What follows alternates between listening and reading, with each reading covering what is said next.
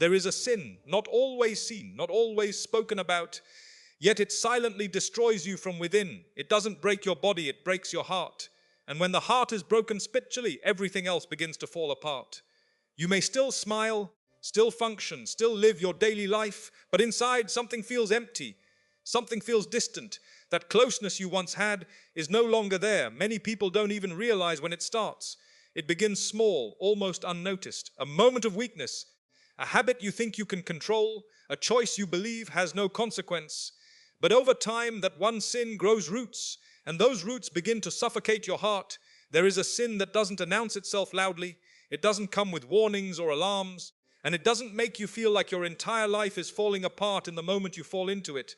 Instead, it works quietly, subtly, almost invisibly. It enters your life in a way that feels small, almost insignificant.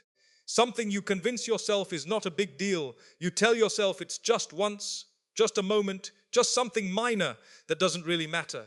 But what you fail to realize is that this is exactly how it begins its work on your heart. At the start, your heart reacts. There is a sense of unease, a discomfort you cannot fully explain. You feel a heaviness, a kind of guilt that lingers even when you try to ignore it. That feeling is not a punishment, it is actually a mercy. It is a sign that your heart is still alive, still aware, still connected. But instead of listening to that feeling, many people choose to silence it. They distract themselves, justify their actions, or convince themselves that everyone is doing the same thing, and then it happens again. The same sin repeated. This time the feeling is still there, but it's weaker. The guilt doesn't hit as hard as before. The discomfort fades quicker. You begin to recover faster, not because you've become stronger, but because your heart has become slightly less sensitive. And that's where the real danger begins, because the more you repeat it, the more normal it starts to feel. What once made you uncomfortable becomes something you barely think about. What once kept you up at night no longer disturbs your sleep. The heart that once resisted is now adapting. Slowly, quietly, it begins to accept what it once rejected. And this is how the sin hardens the heart. Not instantly, not dramatically, but gradually. Like a layer being placed over it again and again until the light can no longer pass through. You don't even notice the change happening. You still laugh, still talk, still go about your life. From the outside, everything seems fine, but inside something has shifted. Moments that should move you no longer have the same effect. Words that once touched your soul now feel ordinary. Reminders that once brought tears now feel distant. It's not because the reminders have lost their power, it's because the heart receiving them is no longer the same. And the most frightening part is that you might not even realize what you've lost. Because when the heart becomes hardened, it doesn't just lose its sensitivity to sin, it also loses its ability to feel closeness, to experience that deep connection, to find peace in what once brought tranquility. This sin doesn't destroy you overnight. It doesn't break you in a way that is obvious to others. Instead, it slowly reshapes your inner world, changing how you feel, how you respond, and how you connect, until one day you find yourself wondering why your heart feels so distant, so heavy, so empty, without immediately realizing that it all started with something you once thought was small. One of the most dangerous consequences of sin is not just the action itself, but the distance it creates between you and Allah. This distance doesn't happen suddenly. It doesn't come in a way that makes you stop and realize, I am no longer close. Instead, it builds slowly, layer by layer, until the connection you once felt begins to fade without you even noticing. At the beginning, when you fall into sin, there is still a pull inside you. You still feel the urge to turn back, to make things right, to seek forgiveness. Your heart still whispers to you, reminding you that something is not right. That whisper is a sign of connection. It is a sign that despite your mistake, there is still a bridge between you and Allah that remains open. But when disobedience is repeated, that whisper starts to weaken. The urgency you once felt begins to disappear. You delay repentance, telling yourself you will turn back later, when you are ready, when you feel more sincere, when the timing feels right. Days pass, then weeks, and what was once immediate becomes postponed again and again. And with every delay, the distance increases. It's not that Allah has moved away from you, but rather that you have stepped further away through your choices. The connection becomes weaker, not because it has been cut off completely, but because it is no longer being nurtured. Just like any relationship, when you stop investing in it, it begins to fade. You may still continue your acts of worship, but something feels different. The sweetness you once experienced is no longer there. The focus becomes harder. The presence of heart begins to slip away. You stand in prayer, but your mind is elsewhere. You raise your hands, but your heart feels heavy, almost disconnected from the words you are saying. And this is where the reality becomes painful. Because deep down you remember what it once felt like. You remember the peace, the clarity, the sense of closeness that used to fill your heart. But now it feels distant, almost out of reach, as if something is blocking you from experiencing it again. That barrier is not visible, but it is real. It is built from repeated moments of disobedience, from choices that were made again and again without turning back sincerely. Each sin adds to that barrier, making it harder for the heart to feel, to connect, to return with the same sincerity it once had. Over time, you may even begin to feel less inclined to turn back at all, not because you don't believe, not because you don't care, but because the connection has weakened to the point where the urgency is no longer there. The heart becomes used to the distance. It adapts to the emptiness, and that is the real loss. Because when the connection with Allah weakens, everything else in life begins to feel out of place. You may search for peace in other things, in distractions, in temporary comforts, but nothing truly fills that gap. There is always something missing, something unsettled deep within you.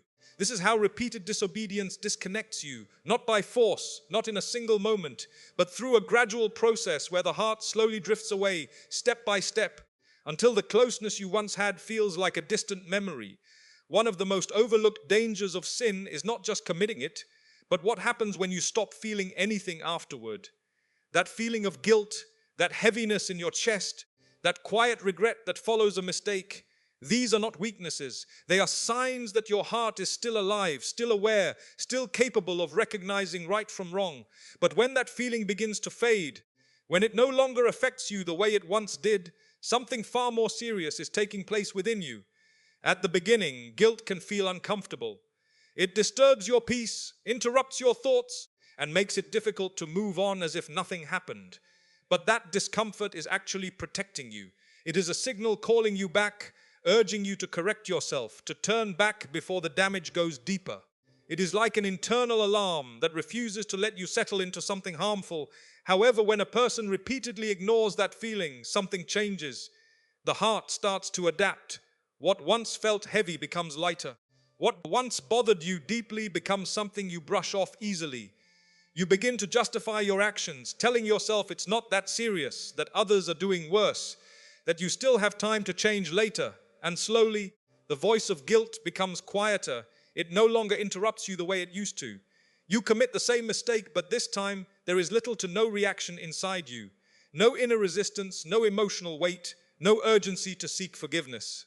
It's as if the heart has learned to stay silent. This silence is not peace. It is not strength. It is a sign that something essential is being lost. Because when guilt disappears, the barrier that once protected you from falling deeper begins to break down.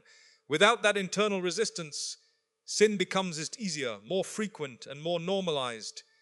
You may reach a point where you no longer reflect on your actions at all. There is no pause, no moment of self-questioning, no effort to evaluate what you are doing.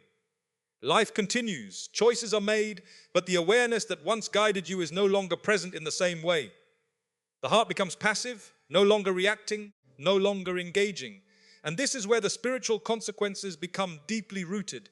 Because a heart that does not feel guilt is a heart that is no longer sensitive to its own condition. It doesn't recognize its distance. It doesn't feel the need to return. It exists in a state where wrong actions no longer trigger any internal response. What makes it even more difficult is that from the outside, nothing may seem wrong. A person can continue living normally, interacting with others, fulfilling responsibilities, appearing completely fine. But inside there is a disconnect, a lack of awareness, a silence where there should have been reflection. And over time, this silence creates a deeper separation. Because when you no longer feel the weight of your actions, you also lose the motivation to change them. Without guilt, repentance feels unnecessary. Without reflection, growth becomes unlikely. The heart was never meant to be indifferent. It was meant to feel, to respond, to recognize when something is wrong and to move toward what is right. But when guilt is ignored again and again, that natural response begins to fade. until the heart no longer reacts the way it was created, to there comes a point in a person's life where a sin that once felt wrong no longer feels wrong at all. It becomes familiar, almost routine, something that fits into daily life without resistance. At the beginning, there was hesitation. There was a moment where you questioned yourself, where you knew this is not something you should be doing. But over time, that hesitation fades, and what was once uncomfortable becomes something you carry out without even thinking twice. This is how sin slowly becomes normalized, not because it changes in its nature, but because your perception of it changes. The heart adjusts, the mind justifies, and the conscience becomes quieter. You begin to create explanations for your behavior, telling yourself it's not that serious, that circumstances make it acceptable, that you'll eventually stop when the time is right. And as this continues, something even more concerning begins to happen. You stop seeing the need to repent, not because you reject the idea of repentance, but because you no longer feel the urgency for it. The sense of accountability weakens. The awareness that you need to turn back becomes less frequent, less intense, until it almost disappears. Days go by without a single moment of sincere reflection. You don't pause to think about what you've done or how it has affected your heart. You don't feel that inner push to raise your hands and ask for forgiveness. It's not that the door of repentance is closed, it's that you no longer feel compelled to walk toward it. And this is where the danger deepens, because repentance is not just about asking for forgiveness, it is about staying connected, about constantly realigning yourself, about acknowledging your shortcomings and striving to improve. When that process stops, the heart is left unattended. It is no longer being cleansed, no longer being corrected. Over time, you may even begin to feel comfortable in this state. The absence of repentance starts to feel normal. You go about your life without addressing your mistakes, without confronting your actions, without seeking to repair what has been damaged. And the longer this continues, the harder it becomes to break out of it. What once required effort to commit now requires no effort at all. And what once required no effort to turn back, to seek forgiveness, now feels heavy and difficult. The roles have reversed. The heart that once found ease in returning now finds ease in remaining distant. There is also a subtle shift in how you view the sin itself. You may begin to downplay it, to see it as something minor, something that doesn't really affect your relationship with Allah. You compare it with greater sins and convince yourself that you are still doing fine. But this comparison only deepens the problem, because it removes the sense of seriousness that once protected you. And in this state, repentance becomes something delayed indefinitely. You tell yourself you will change later, that you will return when you feel more ready, more sincere, more committed. But that moment keeps moving further away, because the longer you stay in this cycle, the less prepared your heart becomes to break free from it. The most concerning part is not just that sin has become normal, but that the desire to seek forgiveness has faded alongside it. Because when repentance disappears from your life, you are no longer just committing mistakes, you are allowing them to settle, to remain, to shape your heart without any effort to remove them. There is a kind of loss that cannot be seen with the eyes, a kind of emptiness that no one around you may notice, yet you feel it deep within yourself. It is the loss of inner peace, the quiet calm that once settled your heart, the sense of contentment that made even difficult moments easier to bear.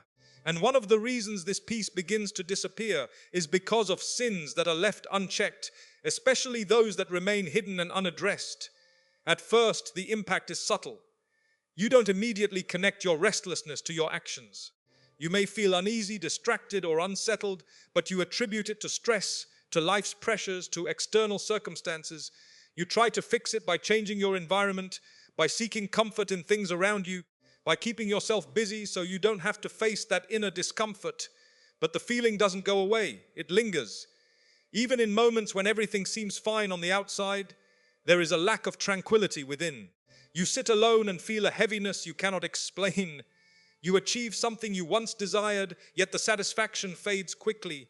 You surround yourself with people, yet still feel a sense of loneliness that doesn't seem to make sense. This is what happens when sins begin to affect the heart in ways that are not immediately visible. Because sin does not only impact your actions, it impacts your state of being. It creates a barrier between you and the source of true peace. And when that connection weakens, the heart starts searching for fulfillment elsewhere, often without success. His sins are especially dangerous in this regard, because when something is hidden, it is easier to continue. There is no accountability from others, no external pressure to stop. You carry it silently, repeating it in private, convincing yourself that since no one knows, it doesn't have a significant impact. But what is hidden from people is never hidden from Allah, and more importantly, it is never hidden from your own heart. With every repetition, the heart absorbs the weight of that action. Even if you try to ignore it, even if you convince yourself it's under control, it leaves an athar, a trace that slowly builds over time. And that accumulation begins to affect how you feel, how you think, how you experience your daily life. Barakah begins to slip away in ways that are difficult to measure but easy to feel. Time feels less productive. Efforts don't seem to bring the same results. Things that once felt meaningful begin to feel empty. You may work harder than before, yet feel like you are achieving less. You may have more than you once did, yet feel like it is not enough. And this loss is not always dramatic. It doesn't always come in the form of major setbacks or obvious hardships.